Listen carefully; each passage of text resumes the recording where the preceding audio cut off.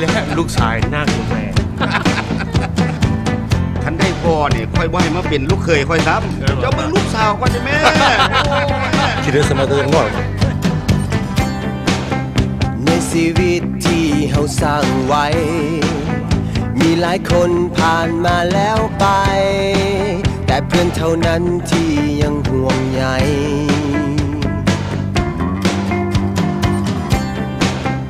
บางสิ่งก็อาจจะเปลี่ยนไปพอเวลาบอกรอท่าไปและเพื่อนเท่านั้นที่ยังห่วงใย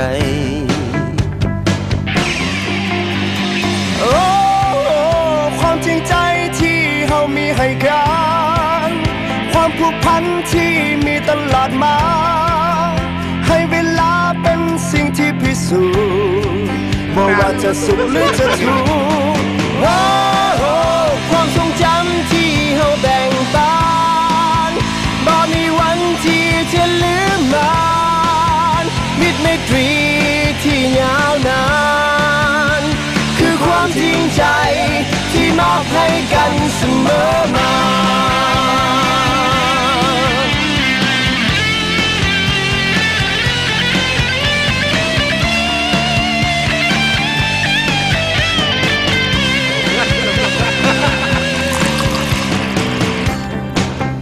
ในเวลาที่ได้ผ่านไปมีหลายคนเข้ามาในหัวใจเพื่อนแท้เท่านั้นที่มีความจริงใจ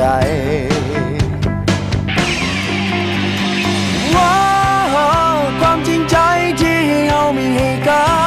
นความผูกพันที่มีตลอดมาให้เวลาเป็นสิ่งที่พิสูจน์ว่าจะสุขหรือจะทุกข์